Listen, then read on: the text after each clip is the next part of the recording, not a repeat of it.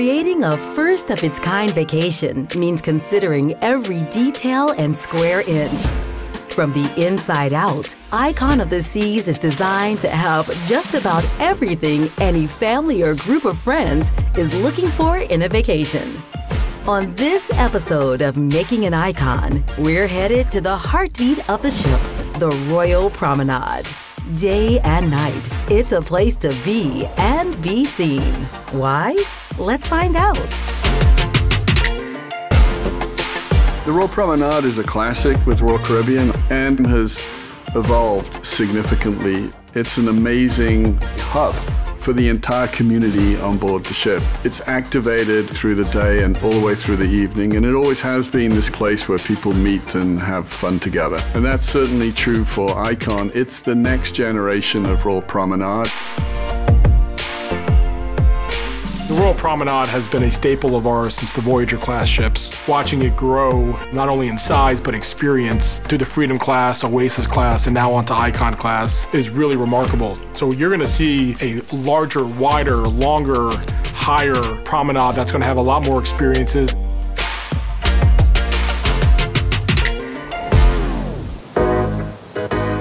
The Royal Promenade is where the world's best vacation begins. Literally.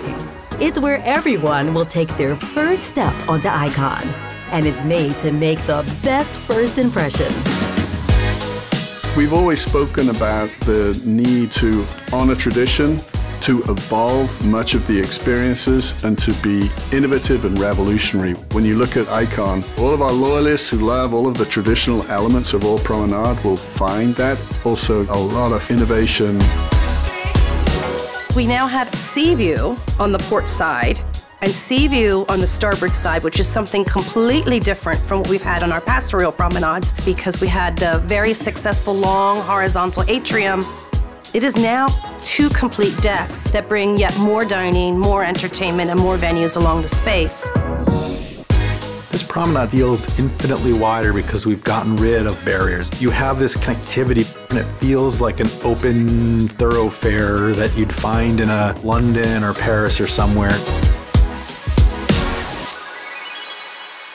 The first sight anyone will see are incredible ocean views. We're talking floor-to-ceiling views, and it's a first for Royal Promenade. That alone is a feat for the engineers, naval architects, and designers. It required structural changes and creative solutions. The result? A 3-deck high sphere called the Pearl. It's more than meets the eye, too. When guests walk on board, they will see a massive structure that we call the Pearl. They may not know what it is, but the scale of it alone is enough to take your breath away.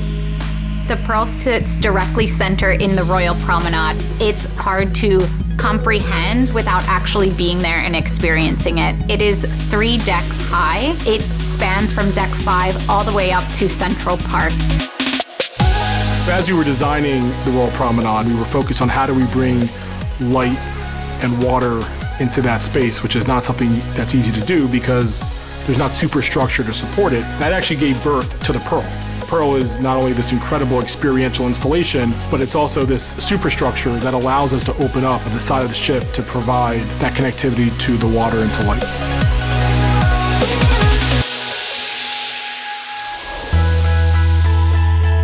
The Pearl is the most quintessential example of form meets function on Icon. We knew we wanted ocean views, and this large structure within the center line of the ship is what allowed us to do that.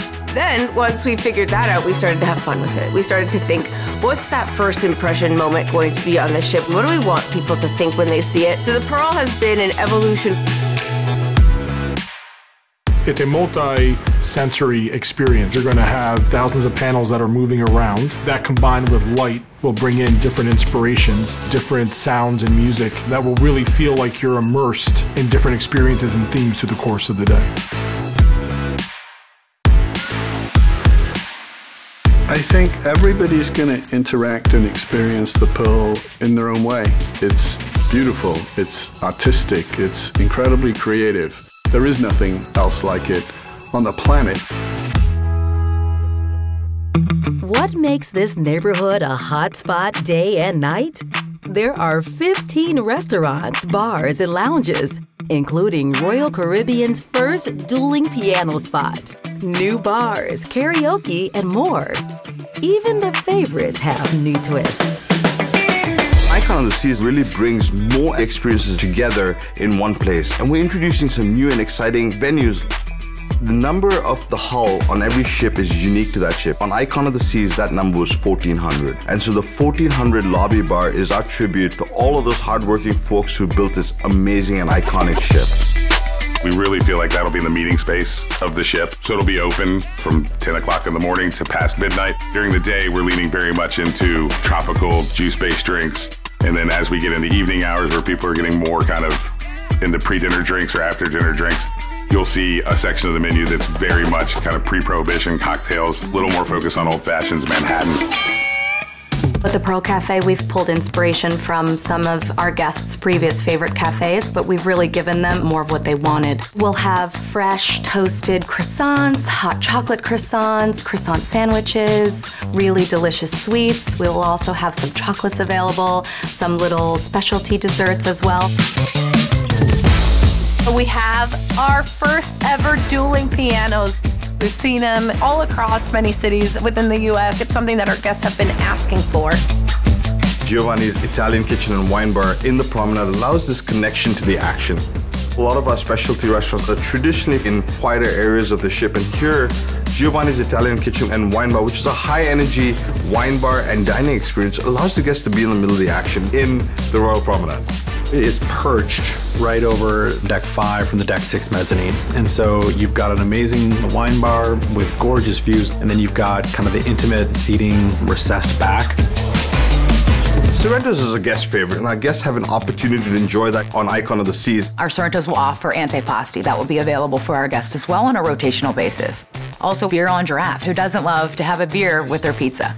Spotlight Karaoke will be back with the best stage we've ever created, with a bar, with private rooms. It'll be amongst quite a few other different kind of musical venues that are surrounding it. And this was very intentional to create this downtown notion within Royal Promenade. With Point and Feather, our English pub, we have opened up that facade and we've pulled the bar into the center space of the neighborhood, really bringing the energy into the space. Boleros and Schooner Bar make a return. Both of those facades are open to make sure that the energy and the music can spill out into the neighborhood and really activate the aft part of Royal Promenade. At just about any point of the day, between coffee, lunch, dinner, and a nightcap, there's a variety of experiences to choose from. Think ice skating shows or ice skating with family, laser tag, and full-scale theater productions. We always up the ante, so everything about Absolute Zero is bigger and better than anything we've done before. It's a bigger ice sheet. It's also a different shape. We now have a glorious oval shape. We have purposefully built 2 entrances that are hidden from the audience but allow our skaters to come on at high speed so they can get straight into the tricks. It's going to be action from the moment they enter the arena, so the shows will take on a new level of dynamics.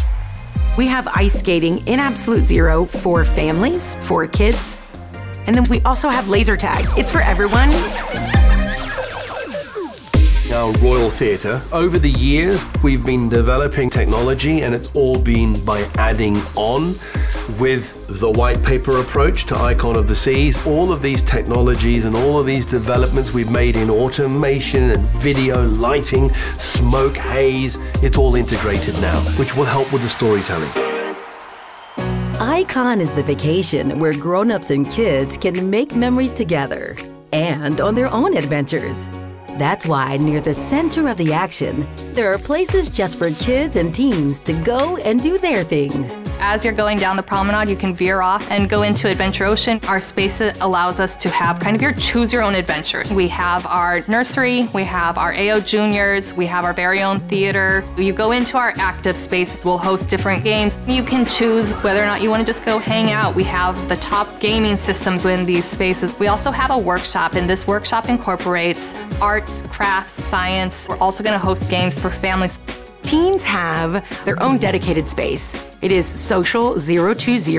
We have the latest video gaming technology. We have interactive tables.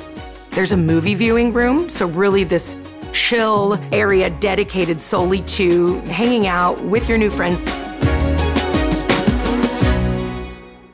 Talk about the best first impression. Between sprawling ocean views, spots of all kinds for a night or day out on the town, and places for the younger ones of the group, the Royal Promenade is always a vibe.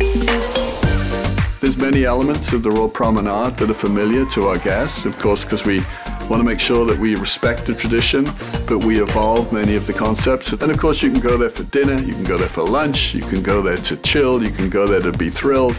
So it really is a space that, like many of the neighborhoods on Icon, are able to entertain at different times of the day in different ways.